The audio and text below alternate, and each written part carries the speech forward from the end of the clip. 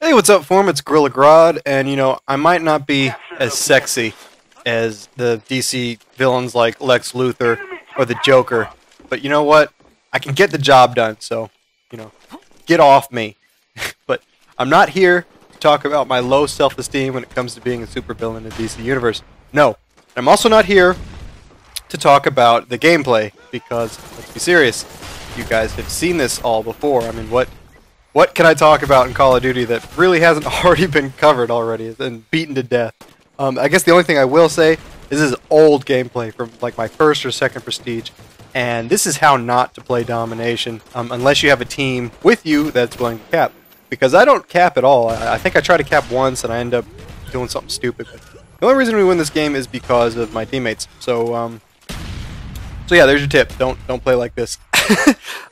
What I'm here to talk about, actually, I guess it's kind of entertainment, or deals with the entertainment industry. I thought I would read to you some summaries from some old movies. Here's the first one. After being betrayed and left for dead, members of a CIA Black Ops team root out those who targeted them for assassinations. A little movie called The Losers. Star-studded cast. I don't, maybe a couple B-lister guys, but essentially a star-studded cast of dudes, taking on some opposition. I'll have military experience. Okay, that could be interesting, I guess. Not really something I'm interested in, but that's cool. Next movie. A group of Iraq war veterans look to clear their name with the U.S. military who suspect the four men of committing a crime for which they were framed. I'm sure you guys know the summary for this movie. It's A-Team. It's the remake of, or not the remake, but the movie based off of the TV show in, I think, the 70s? I don't know. But, yeah, it came out a couple months after The Losers during that summer. Okay, that's kind of strange that both those movies came out, whatever. Okay, but here's another one. A team of mercenaries headed to South... I'm not even going to read it. It's the Expendables. Another star-studded group of dudes all working together to take on... who cares? A fringe government, a terrorist group. It's the same stupid plot in all three of them. And I get it. I understand in this day and age there's going to be some redundancies and some copying of movies. It happens. The same stupid love story that happened in the 90s with people. It always happened in like New York City with John Cusack. I feel like that dude was in 100 love story movies throughout the 90s.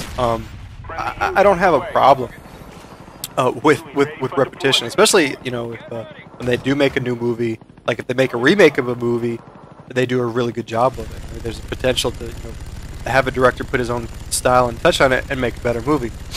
My problem is that they had the same plot line essentially for these three movies, and they all came out within like 3 months of each other. I mean, if you're going to copy each other, and it's so blatantly obvious that you're all copying the same plot line, can you at least space it out a little bit? Does the entire summer have to be that same exact theme? I mean, change it up a little bit. Now, you might think, why am I just complaining about that? I mean, it's over. The movies are gone. Gorilla, stop worrying about it.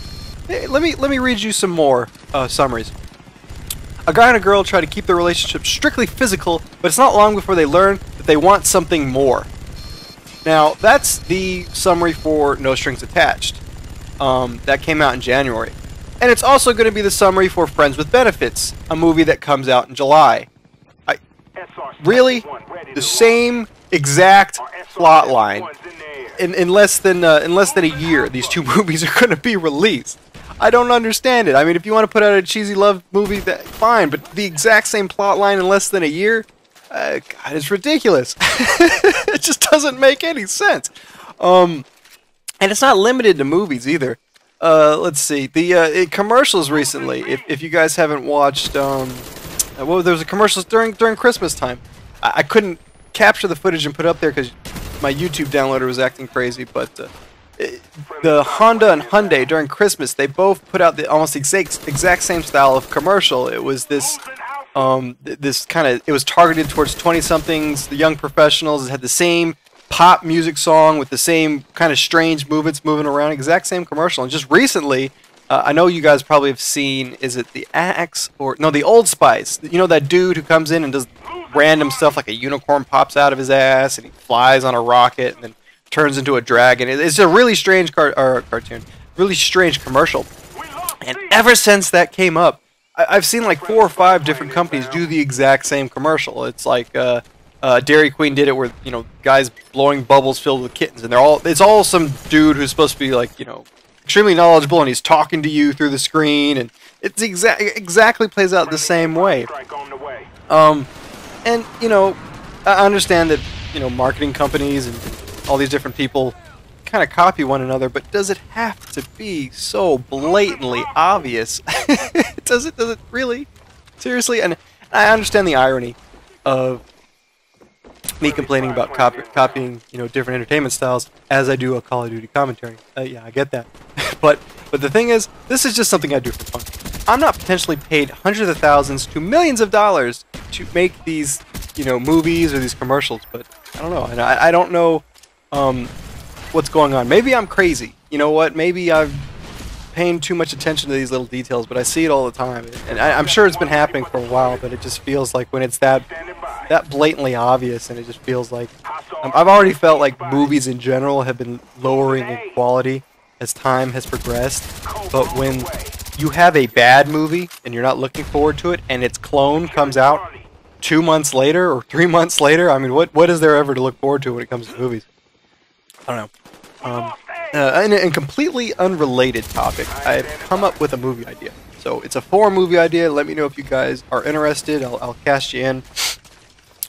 We want a couple of, you know, war-torn dudes. Here's the roles. We were ex-CIA or ex-FBI, ex-military, and we were discharged for unknown reasons, and we've been doing our own thing for a while. Let's say Dr. Claw from Inspector Gadget comes out of nowhere, and he was our old enemy. He's come back, and now the government calls us back in, so we come back together to take him on. And Dr. Claw has, it doesn't matter, it could be a biological bomb, a nuclear bomb, an EMP. Insert disaster here. So we come together, you know, form the Forum Squad, or whatever you want to call it, and we want to first we got to find out his information about him. So we go to some made-up Middle Eastern country, seek him out. Can't find him there, but we get some information. We find out they're not located there anymore. Their headquarters is in either Russia, Siberia, or South America. South America seems like a lot more fun. So let's go there. Go to South America, and on the way there, either we go by boat or we go on plane. Maybe our plane crashes, and we make in order to make a cool action scene, we make parachutes out of our pants. It doesn't have to make any sense, but it would make for entertaining stuff. So, you know, we come in with parachute pants, literally, and we come in and we clear out all the terrorists there, and we find out that it doesn't matter. The actual bomb is in the United States. So, you know, we've got to rush back to the United States before they detonate the terrorist bomb. And you know, the final climax can either take place in near the Washington Monument or maybe Chuck E. Cheese. Who cares? Just as long as there's a backdrop to the final climax. And you know what? When we get there, maybe one of our guys betrays us. Maybe he was in on it the entire time, or maybe the guys who enlisted us, the army, the colonel, the grizzled colonel who enlisted us, he was part of the terrorist group the entire time. Let's add a little twist in there just for fun. But you know, it doesn't matter because we overcome it as always, and we take out the terrorist squad or government evil doers. Doesn't matter.